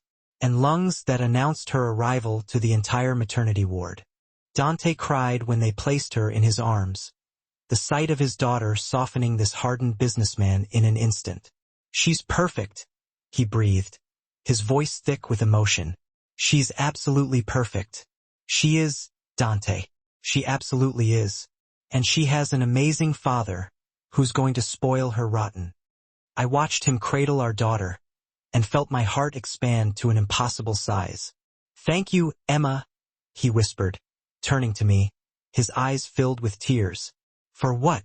For finding me, for loving me, for giving me a family, when I thought I'd never have one. Tears streamed down my face. I spent 28 years alone, Dante. And now I have you and her, and a sister's memory that finally makes sense. Thank you for all of it. He leaned down and kissed me gently, careful not to jostle the baby. Thank you for being brave enough to answer the phone when a stranger called. For getting on a plane to meet someone you didn't even know. For falling in love with a grieving man who came with a lot of baggage. Best baggage I ever inherited. We stayed in the hospital for 2 days, learning to be parents, fielding a constant stream of visitors who wanted to meet the baby. The art gallery sent an enormous bouquet of flowers. Marie brought homemade meals. Even some of Dante's most intimidating business associates appeared, cooing over our tiny infant with surprising tenderness. She's going to be so loved, I told Dante on our last night in the hospital, watching him rock Sarah gently while she slept. By you, by me, by everyone who comes into her life. She'll never wonder if she's wanted, Emma. She'll never feel alone. She'll have every advantage we can possibly give her. He looked up at me, his gaze filled with fierce love. And we'll tell her about Sophia, about Sarah. About the brave women who survived terrible things and still found ways to create beauty. He paused, his voice thick with emotion. We'll tell her she's named after two incredibly strong women, the strongest. When we brought Sarah home, the first place we took her was the nursery, with its garden mural. Dante held her up to see it, explaining in a soft voice about her aunt who'd painted flowers in dark places. This is your legacy, Sarah, he told her, his voice filled with emotion. Strength and beauty and survival. Your Aunt Sarah gave these gifts to your mother, and your mother is giving them to you. Sarah yawned, unimpressed by the speech, and we both laughed. She was just a baby, unaware of the complicated history that had led to her existence. But someday she'd understand. Someday we'd tell her the whole story. The organ donor match, the investigation into her aunt's past, the love that had somehow grown from grief and impossibly complicated connections. For now, though, she was just our daughter. Loved, wanted, safe. The foundation grew exponentially over the next year, helping hundreds of children in situations like mine and Sophia's. We hired trauma counselors, funded therapy programs, and created scholarships for former foster kids, giving them the opportunity to pursue their dreams. It became Dante's primary focus after he stepped back from his real estate empire, delegating much of the day-to-day management to his trusted team. I've made enough money, Emma, he explained quietly when people inevitably asked why he was cutting back on business. Now I want to make a real difference. For Sophia, for you, for all the kids who deserve so much better than what they got. On the second anniversary of Sarah's birth, we held a dedication ceremony for the Foundation's new center, a beautiful building that would house support services for foster children and trauma survivors. The name above the door, rendered in elegant script, read, * the Sarah and Sophia Center. I stood with Dante and our daughter, looking up at those names, and felt the full weight of everything that had led to this moment. Two sisters, separated by tragedy, reunited through death and DNA. One sister's legacy of survival. Another sister's legacy of love. Both creating something beautiful from darkness. They'd be proud, Dante, I said softly, my voice thick with emotion. She'd be proud, Emma. He corrected me gently, his arm tightening around me. They're the same person, remember? Sarah who survived, Sophia who thrived. Both parts of one remarkable woman who brought us together. He smiled, a touch of wistfulness in his eyes. Best matchmaker I never met. He kissed me, just as the photographers captured the moment. A perfect image of a family forged in the crucible of loss and love. Though her methods were unconventional. That night, after Sarah was asleep and we were finally alone, I found Dante in his study, surrounded by old photos of Sophia. He did this sometimes, especially on meaningful days, revisiting cherished memories of his first love. I still miss her, Emma, he said quietly without looking up, his voice filled with a quiet sadness. Is that okay? Of course it's okay, Dante. She was your wife. You loved her deeply. That doesn't just disappear because you love me now. I sat beside him on the leather couch, gently taking his hand in mine. She was beautiful, Dante. She was, he agreed, his gaze softening. But so are you, Emma, inside and out. He turned to me, his eyes filled with tenderness. And I need you to know, Emma, that loving you isn't a betrayal of her. I truly believe that she'd want this for me, want me to be happy, want you to be loved. I believe it too, I said softly. Her letter basically told me to trust you, to let you help me. I think she knew somehow that we'd need each other. Or maybe she just wanted to make sure you'd be taken care of if something happened to her, and I was her way of ensuring that. He closed the photo album, setting it aside. Either way, Emma, I'm incredibly grateful for her bringing you into my life, and I'm so grateful for you staying, for the beautiful family we've built together. Me too, Dante, I said, leaning my head on his shoulder. Do you ever wonder what she'd think of us? Of Sarah? Of everything we've done with her foundation? He wrapped his arm around me, drawing me closer. I think she'd be happy, Emma. Maybe a little surprised that we ended up together, but happy that something truly good came from her death. He paused, a soft smile gracing his lips. And I think she'd absolutely adore Sarah. Would spoil her rotten if she were here. Then we'll just have to spoil her for both of us, Dante. Give her the childhood neither of you had. Deal. Years passed in a blur of love and laughter, punctuated by the occasional pang of grief, a reminder of the sister we'd both lost. Sarah grew into a bright, curious child, who loved art and asked endless questions about everything. We told her about her namesakes gradually, in age-appropriate ways. Aunt Sophia, who'd been brave and strong, and who'd loved her daddy very much before she died. As she got older, we'd add more details, help her understand the complicated legacy she carried. On what would have been Sophia's 40th birthday, the three of us visited her grave together. Sarah was 4 years old now, old enough to understand, on some level, that some people we love aren't here with us anymore. "Mommy says you're my aunt," Sarah told the headstone seriously, her brow furrowed in concentration. "And that you painted pretty gardens when you were little. I paint too. Daddy says I'm good at it." I watched our daughter, so innocent and loved, talking to the aunt she'd never meet, and felt a sense of completion, a feeling that the circle had finally come full circle. Sarah had painted gardens for me. I painted one for my daughter. Now my daughter wanted to paint, carrying on a tradition she didn't even know she was part of. "She has Sophia's talent," Dante murmured, his voice thick with emotion. "And your strength, Emma.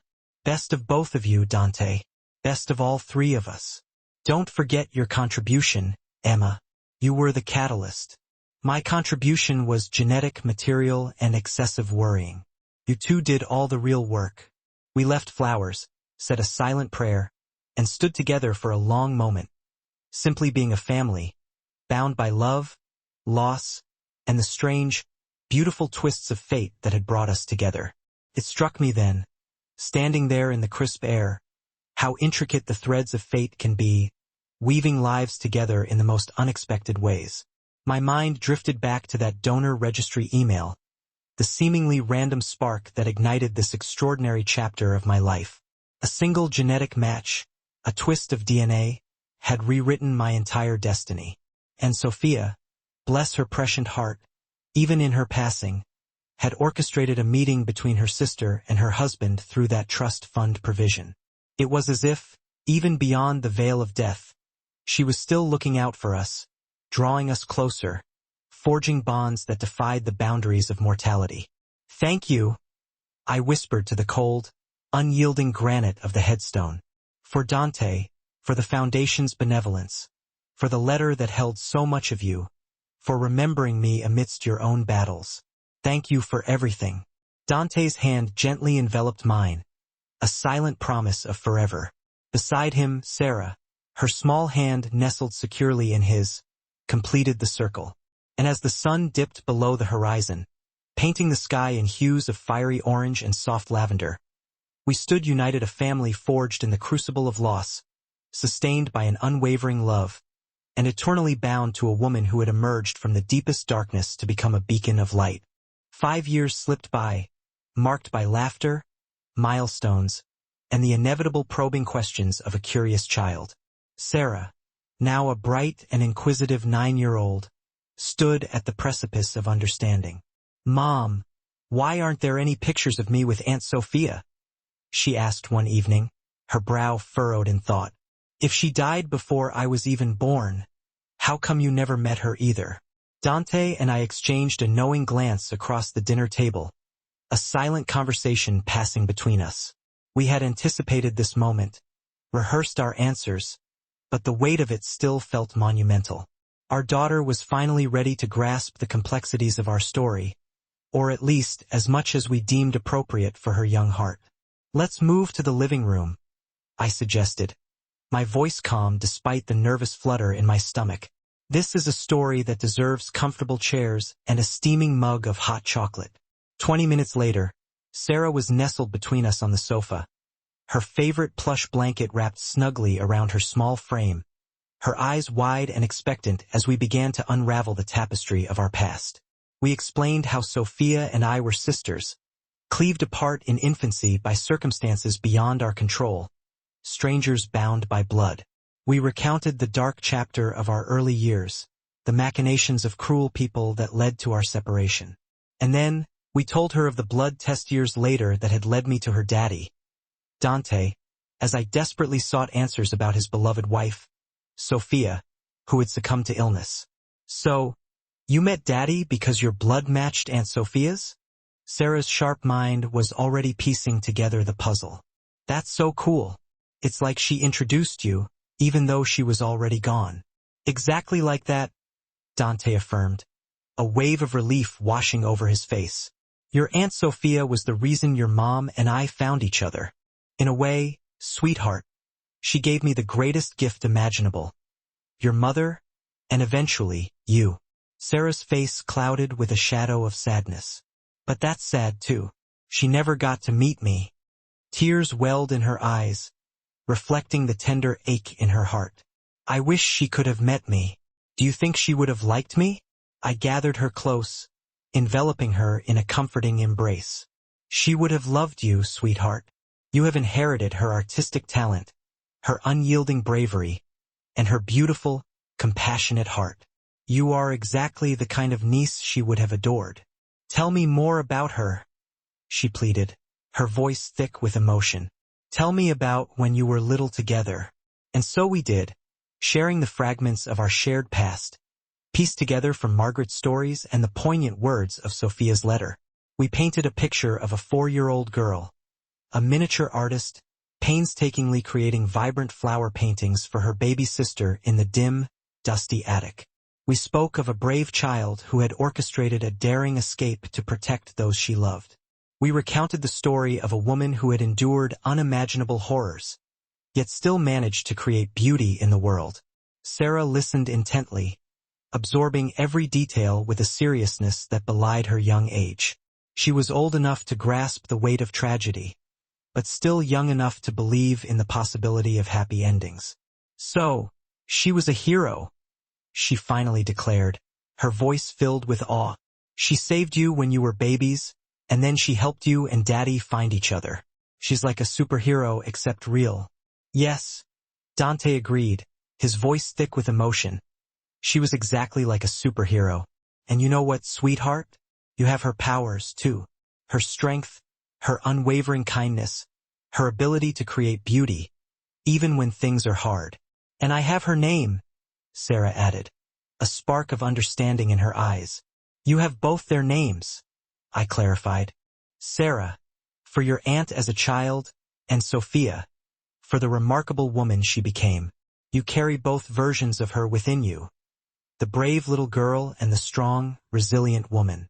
Sarah was silent for a moment, contemplating the magnitude of her legacy. Then, she looked up, her eyes shining with newfound determination. Can we visit her grave? I want to bring her some of my paintings, show her what I made.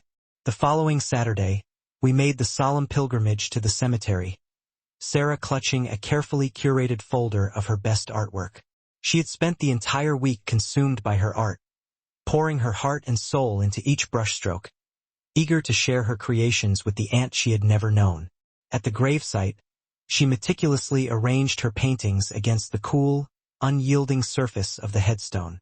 Gardens overflowing with vibrant flowers, echoing the very same images Sophia had painted decades ago, a tradition Sarah had unknowingly continued. Hi, Aunt Sophia, she said, her voice filled with a mixture of reverence and childlike enthusiasm. I'm Sarah, your niece. Mom says you liked art, so I brought you some of mine. I think I'm pretty good. Dad says I get it from you. Dante and I stood back, allowing her to have her moment of connection, watching our daughter commune with the aunt she would never meet in this lifetime. I felt the weight of Sophia's presence, not as a spectral apparition, but as a solid foundation upon which our lives had been built. Everything we had, our family, our happiness, our purpose, was a direct result of what she had endured, what she had meticulously planned for, what she had set in motion with a simple trust fund and a heartfelt letter. Thank you, I whispered to the headstone, my voice barely audible. For Sarah, for Dante, for the foundation, for everything. We're taking care of each other just like you asked. A gentle breeze stirred the leaves of the surrounding trees, creating a soft, rustling symphony, and I chose to believe it was Sophia acknowledging my words, a silent affirmation from beyond the grave. Fanciful, perhaps, but sometimes you need to embrace the things you cannot definitively prove, the whispers of hope that sustain you through the darkest of times. When Sarah had finished her one-sided conversation, we left the paintings there, a heartfelt offering from niece to aunt, from one artist to another, transcending the boundaries of death and time. On the drive home, Sarah's curiosity bubbled to the surface once more. "Mom, do you think Aunt Sophia watches us from heaven, or wherever people go when they die?" "I don't know, sweetheart," I replied honestly, "but I like to think she's proud of what we've built. The foundation, helping kids like we were, you growing up happy and safe, your dad and me finding love. All the good things that came from something so sad." "Like a phoenix," Sarah said thoughtfully, her brow furrowed in concentration. "We learned about them in school. They rise from the ashes. That's exactly like our family," she continued, her voice filled with a newfound understanding. "Rising from sad things to make happy things." "That's exactly right," I affirmed, my heart swelling with pride. Dante met my gaze in the rearview mirror, a shared understanding passing between us, both of us deeply moved by our daughter's insightful wisdom. "A phoenix family," he murmured. "I like that." That night, after Sarah had drifted off to sleep, Dante and I stood in her room, silently watching her breathe, the gentle rise and fall of her chest a soothing rhythm in the quiet darkness. The vibrant garden mural I had painted on her wall, a whimsical landscape teeming with life and color, glowed softly in the gentle light of the night light. "We did it," I said quietly, my voice filled with awe and gratitude. "We gave her the childhood we never had. Safety, unwavering love, a family that will never abandon her. We did it together," Dante affirmed, his voice thick with emotion. "You, me, and Sophia's legacy guiding us every step of the way." He wrapped his arms around me from behind, pulling me close against his chest. "Emma, I need to tell you something. I've been thinking a lot about the foundation, about Sophia's letter, about all of it." "What about it?" I asked, my curiosity piqued. "I want to expand our work," he declared, his voice resolute. "Not just help foster children, but specifically search for separated siblings, utilize DNA databases, genealogy tools, everything we can to reunite families torn apart by the system." He turned me to face him, his eyes blazing with passion. "How many other pairs of sisters are out there, never knowing the other exists? How many Emmas and Sophias are living separate lives when they could have each other?" "Dante, that would be massive," I said, my mind reeling at the sheer scale of his vision. "The cost, the complexity." "I have the money," he countered, his voice unwavering. "We have the foundation infrastructure, and we have our story to show it's possible. That finding lost family can change everything." His eyes were bright with conviction, fueled by a deep-seated desire to right the wrongs of the past. "Let's do this for Sophia, for you, for Sarah. Let's make sure other siblings don't have to wait 28 years to find each other." "You really want to do this?" I asked, my voice laced with a mixture of excitement and trepidation. "I really do," he affirmed, his grip tightening on my hands. "I've been lost before, Emma. When Sophia died, I thought I'd never find purpose again. Then you came along, and Sarah, and the foundation work. Now I want to take it further. I want to create something that ensures what happened to you and Sophia doesn't happen to others. Or at least, if it does happen, we help fix it." I pondered his words, considering the scope of what he was proposing, the vast resources it would require, and the immeasurable impact it could have on countless lives. And then, I thought about that donor registry email that had changed the entire trajectory of my life, and I knew he was right. "Let's do it," I declared, my voice filled with newfound determination. "Let's build something that helps siblings find each other.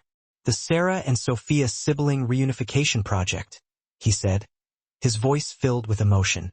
"Perfect," I agreed, a smile spreading across my face.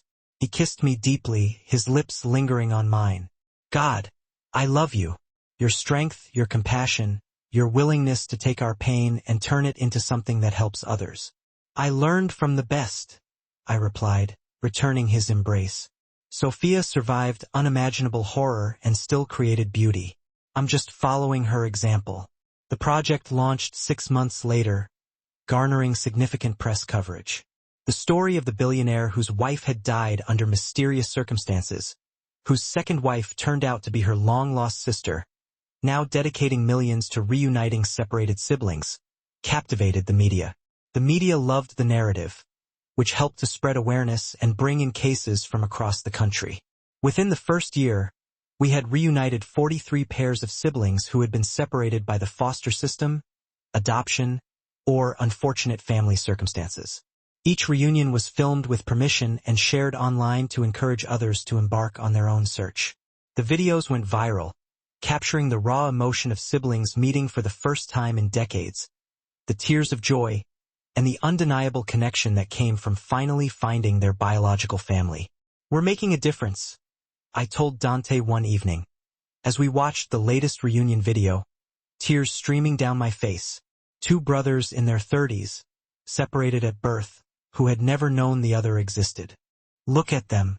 That could have been me and Sophia if she'd lived. It is you and Sophia, he countered gently. You're living the reunion she never got to have. And now you're making sure others get that chance.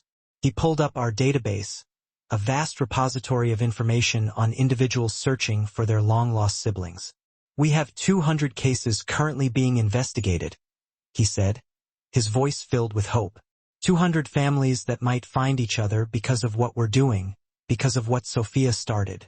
This is all her legacy, I said, my voice thick with emotion. It's all of your legacies, he corrected. Hers for surviving, yours for thriving, Sarah's for continuing it into the next generation. He closed the laptop, his expression softening. Speaking of Sarah, she's been asking about the bad people from when you and Sophia were little. How much do we tell her? The truth, I replied without hesitation. Age-appropriate but honest. She's mature enough to understand that bad things happen, but good people overcome them. I paused, gathering my thoughts. Let's tell her together. Make it clear that the darkness is past, but the strength we gained from it is forever. We told Sarah that weekend, sitting together in the garden behind our townhouse. Dante had purchased the property with its sprawling outdoor space shortly after Sarah was born, insisting that she needed room to run and play and connect with nature. She listened intently, her brow furrowed in concentration, as we recounted the story of the Chun foster home, the abuse we had endured, the forced separation, and the extraordinary bravery her aunt had displayed in saving everyone. So, Aunt Sophia was even more of a hero than I thought, Sarah said when we finished, her voice filled with awe. She was really little and she still saved people, including you, Mom. Yes, she saved me, I affirmed, pulling her close. And in a way, by saving me, she eventually saved your dad, too. Brought him back from grief, which led to you. I pulled her into my lap, enveloping her in a comforting embrace. So her bravery 30 years ago is the reason you exist. That's a lot of responsibility, she said thoughtfully, being named after someone that brave. But Sarah didn't look scared or overwhelmed, just thoughtful and determined.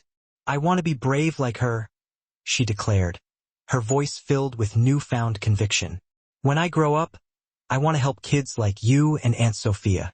Work at the foundation, reunite families, make bad things become good things. You can do anything you want, sweetheart, Dante told her, his voice filled with love and pride. But sweetheart, you're already brave. You're kind. You're strong. You stand up for kids who get bullied at school. You're already living up to your namesake. Years continued to pass, marked by milestones and transformations. Sarah blossomed into a bright and compassionate teenager, then a confident and driven young woman, always deeply passionate about the foundation's work. She volunteered there throughout high school, immersing herself in every aspect of the organization. And when she went to college, she chose to study social work with a specific focus on child welfare, determined to make a tangible difference in the lives of vulnerable children. I'm going to change the system, she told us during winter break of her junior year, her eyes shining with unwavering conviction. Make sure what happened to you and Aunt Sophia can't happen to other kids.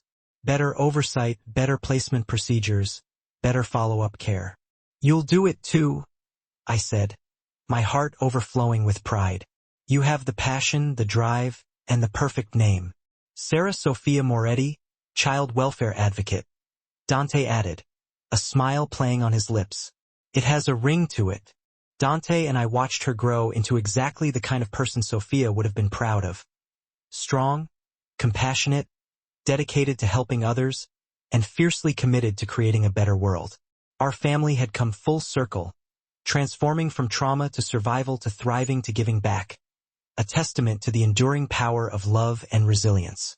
On the 20th anniversary of the donor registry email that started everything, we held a major gala for the foundation, a celebration of hope, healing, and the unwavering bonds of family. Sarah, now 22 and working full-time with us, delivered the keynote speech, a powerful and moving tribute to her namesake and our family's extraordinary journey. My Aunt Sophia survived terrible abuse, she told the captivated crowd of donors and supporters, her voice filled with emotion. She escaped, built a new life, and even in death, she protected her baby sister through careful planning. That sister, my mother, matched her DNA profile, which led to my father, which led to me. And now, because of her foresight, we've helped reunite over 3,000 sibling pairs who thought they'd lost each other forever. The audience erupted in thunderous applause, many wiping away tears of emotion.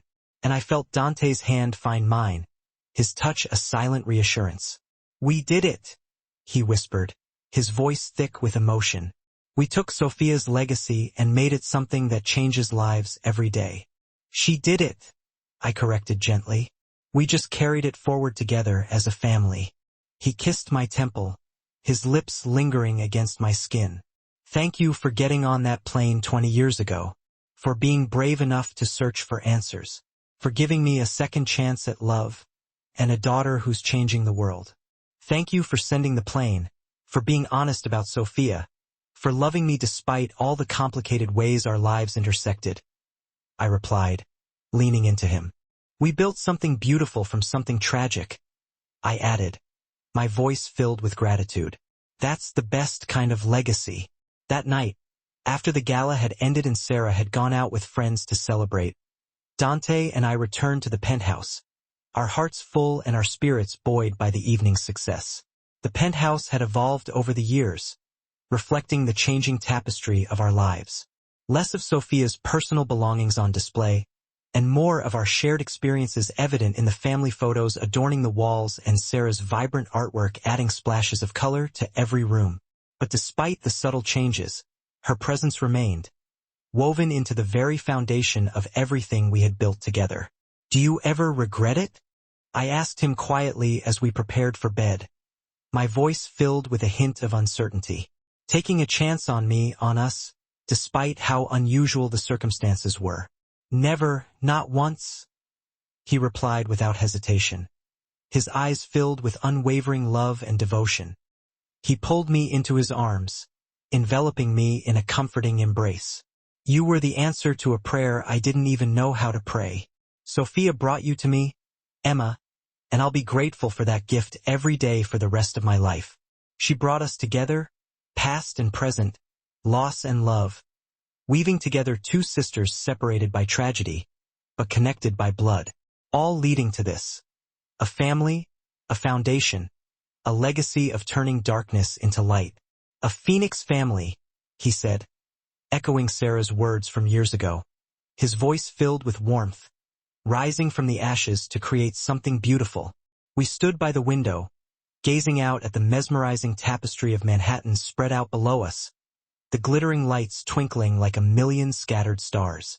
And I thought about the extraordinary journey we had undertaken, from a simple donor registry email to a billionaire's doorstep, to a marriage that had begun with profound grief but had blossomed into a love that knew no bounds. From a sister I had never known to a family I had never expected. Sophia had saved me twice, I realized. Once when we were children trapped in that terrible house, and again when she died, leaving behind a trail of breadcrumbs that ultimately led me to Dante and to a life beyond my wildest dreams. She had promised in her letter that I wasn't alone anymore, and she had been right. I had a husband who loved me unconditionally, a daughter who made me burst with pride, and a sister's memory that guided every decision we made. Thank you, I whispered one more time, sending the words out into the vast expanse of the universe. Thank you for finding me, even from beyond death. Thank you for Dante, for Sarah, for this life. Thank you for being brave enough to survive, strong enough to plan for my future, and loving enough to never forget me. A sudden gust of wind rattled the windows, creating a soft, mournful hum, and I chose to believe it was her answer. A sister's love, transcending time and death, affirming that she had heard me, and that she was proud of the life we had built in her memory.